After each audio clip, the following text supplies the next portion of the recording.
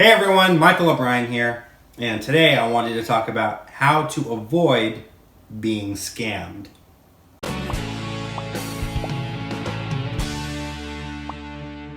So for those of you guys who follow me on Instagram, Facebook, you've probably already seen my story, and it's something that happens actually quite often, at least once a month. I get some kind of an email or a text message from someone pretending to be a client, but in reality, they're trying to scam me out of my money. So in this video, I wanted to talk about two things to avoid being scammed. I'm not going to be able to cover everything because for every scam out there, there's a way to counter it. And there's thousands of scams. So I'm just going to talk about, in general, kind of red flags to look out for and how to react or respond to them appropriately. Because I'm going to put a disclaimer on this video now. Some of the red flags that I'm going to mention, though they are red flags and it means you need to be careful, it doesn't necessarily mean that it's a scam, right? So some of these red flags might come up and it might be completely legitimate, and it might be a client that is actually trying to book you, even though at first glance it looks like it's a scam. So that's kind of the hard thing, is determining whether or not it is a scam and it isn't. But I'm just going to kind of talk about some of the red flags and things to look out for and how to respond to them. So let's jump right into it. And at the end of the video, after I'm done like talking and stuff, don't go anywhere, because I'm going to do a quick little slideshow of a fun interaction that I had that ended up going, I don't want to say it went viral, isn't the right word, but it got passed around in the magic community and a lot of people saw it and they got a good little chuckle out of it and started sharing their own experiences. So stay tuned at the end of this video, because I'm going to leave a little slideshow with actual screenshots of a conversation that I had with the client, so you guys can see the scam in action for itself. But anyways, so let's go ahead and talk about it. So red flag number one is someone contacting you with a super vague inquiry. So something like this: "Hi, I was wondering if you are available for your services." It's super vague. Like, you can reach out to anyone with that text message, and even if you don't know what business they're in, you're going to get a response from them, right? So I would suggest, if you ever get a message like that, number one, that raises a red flag. Number two, you want to respond to that by asking, what services in particular are you inquiring about? Get them to say the magic services, or your strolling services, or your wedding services, or your children's entertainment, or whatever. And then you can get more and more and more specific until they tell you exactly what it is that they're looking for. So what I want to know is the client is looking for, let's just say they're looking for like a children's birthday, right? They're looking for a magician that's going to do a stand-up show at 5 o'clock on Saturday the 24th. Like, I want it to be that specific. Like, I want to know what they're looking for, right? So number one, if they make a very vague inquiry, you need to get down to the bottom of what it is they're looking for exactly, because that is a red flag.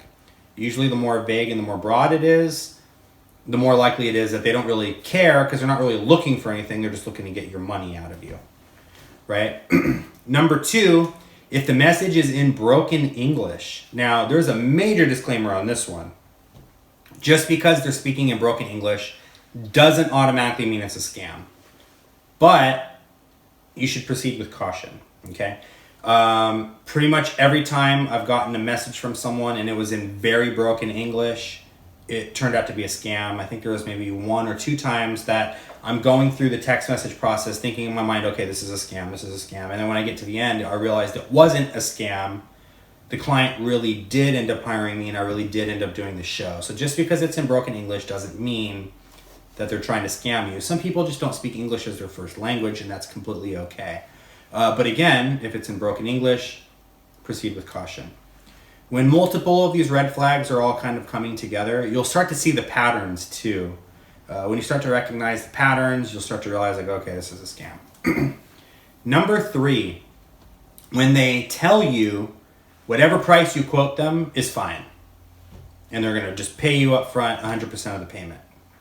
So for example, in this scam that I'm going to show you guys the screenshots of later, they asked me what my price was. I quoted them and they said, all right, perfect. Can I pay it in full right now? Now that doesn't necessarily mean it's a scam, just that one thing off the bat. But usually if they don't care what the price is, I could quote them $20,000. I'm like, okay, that's perfect. I'll pay you right away. You're just going to be like, okay, like why are they trying to pay me all up front right away? And why are they so insistent on trying to figure out how to pay me, right? So, and again, it doesn't necessarily mean that it's a scam just because they want to pay you in full. Some people just want to pay you in full and they just don't want to have to worry about having to pay you a remaining balance later. And that's completely fine.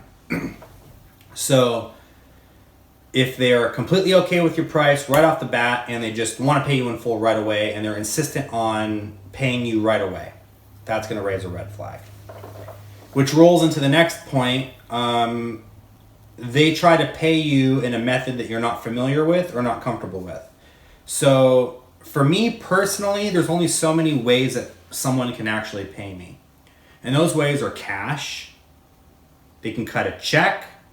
They could pay me through PayPal, or they could pay me through Venmo. Now the only reason I did Venmo is because lately a lot of people have been asking me if they could pay me through Venmo. And so I went ahead, I did some research, I got familiar with Venmo, and I'm comfortable accepting payments through Venmo now. If someone tries to say they're going to pay you through some cash app that you've never heard of, or they want to wire you the money, or something like that, if it's some method of payment that you're not familiar with, I would say it's better to play on the safe side and just say, I'm sorry, I don't accept that method of payment. I accept this, I accept that, I accept this, I accept that. But the method of payment you're trying to pay me, I don't accept. At the very least, you can say, you know what? I'll be more than happy to drive down to you and you can pay me cash and I'll write you a receipt and everything like that. That way, maybe if you're not comfortable paying through PayPal or if you don't want to pay with a credit card, you can pay me cash and I can just come pick up that cash for you. Or something like that. And then maybe even sweeten the deal and be like, and if you pay with cash, I can even give you like a quick little magic demonstration, like a 5-minute trick for the kids or something like that while I'm there. I don't know, you can use it to kind of sweeten the deal a little bit. But what you don't want to do is accept payment using a payment method that you're not comfortable with or not familiar with.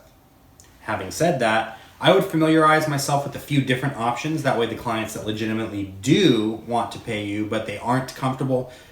I don't know what it is, but a lot of clients are not comfortable paying with PayPal. I tell them that the payment system is hosted through PayPal, and the first thing that they go is, yeah, I don't do PayPal. And then I explain to them, well, you don't have to have a PayPal account. You can pay with your credit card or your debit card, and the host is PayPal. And they still say, no, I just don't feel comfortable giving you my credit card information. And I have to explain to them, you're not giving me your credit card information. Your credit card information is going through PayPal. I won't ever see your credit card information, but they still don't feel comfortable with that, which is fine. Just give them some options to work with. But when they say, oh, well, can I pay you through, the Deutsche Bank Cash app? And you're just like, I don't know what that is. Don't just accept that. I would recommend that you only accept payment that you're comfortable with or familiar with. Which leads into the next one, don't give out personal information. So if they ask for your account number or your debit card number or your social security number or your address or your full first and last name and your date of birth and stuff like that, there is no reason anyone should need any of that information. If they want to pay you, they can pay you with cash, they can cut you a check. You just tell them who to make the check out to. They could pay you with their debit card or credit card, in which case you just use PayPal, Venmo, or whatever other cash app that you're comfortable with. There is no reason that they should be asking for your credit card information or your bank account information or your date of birth or social security number or any of that stuff. They don't need to know any of that stuff. And the only time that they should be getting your physical address is if they are mailing you a check. And even then, I'm very careful with who I give my address to. It just doesn't go out to everybody. I give my address to the people that I know need to cut a check and I've already verified that they're legitimate.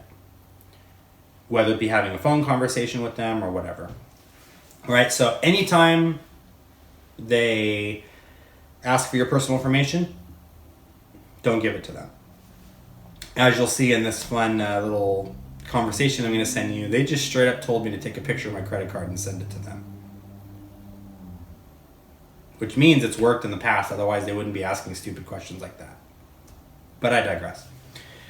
And then the last thing is, if anything else, get them on an actual call and talk to them in person. One thing that you'll notice is a lot of these text message or email scammers is that they're setting up fake phone numbers or fake email addresses.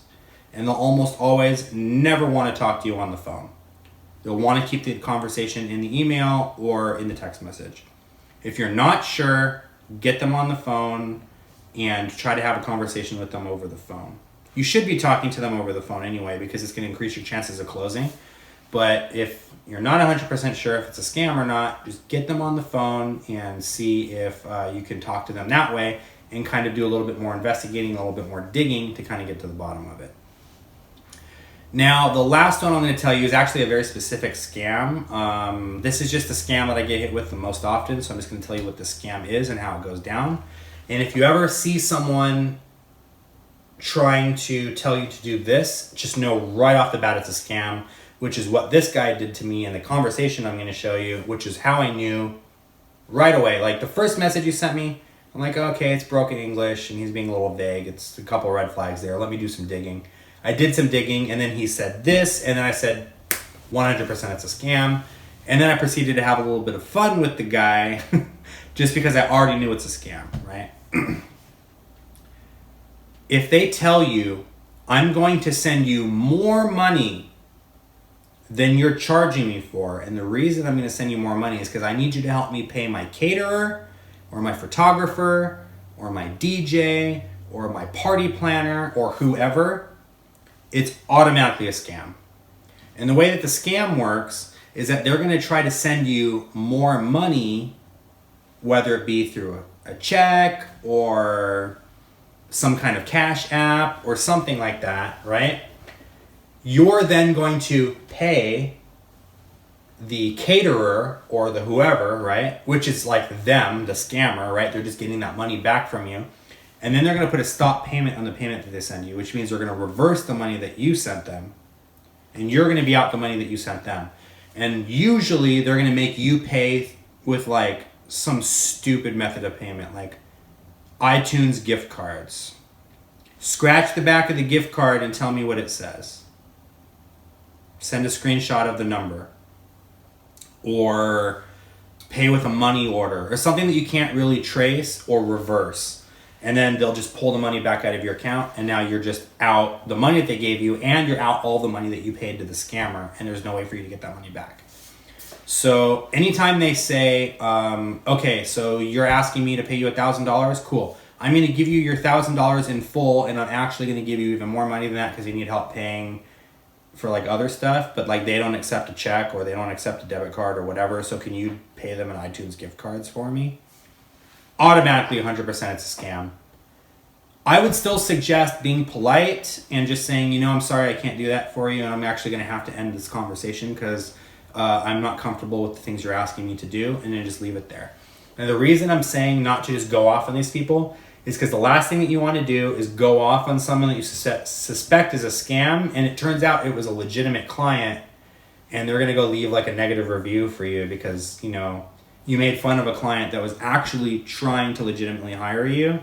So until you are able to spot scams from a mile away, I would suggest just being very polite and just saying, you know, I'm really sorry I can't continue this conversation anymore. But thank you so much for your time, and I'm just going to have to go ahead and decline. And there's nothing wrong with that. You just don't feel comfortable doing business with them, and you're just going to stay professional about it and just terminate the conversation. So, if you guys have any questions about this or any scams that you've come across yourself, feel free to leave a comment below and put some details so that people will know what to look out for. Stay tuned because I'm actually going to put the conversation here from the scammer for you guys to see and have a little bit of fun laughing along. And I recommend you guys post screenshots of the scams that you've dealt with on your own social media, whether it be Instagram, Facebook, or whatever, and use the hashtag Scratch It Gently Brian. You'll see why in just a little bit. That way I can see what kind of scams you guys have had to deal with, and we can all kind of have some fun poking fun at the scammers together, but more importantly, spreading this awareness out to people who might not be familiar with these scams so that they don't end up losing money to these scammers themselves. Anyways, thank you so much for watching. Enjoy the slideshow.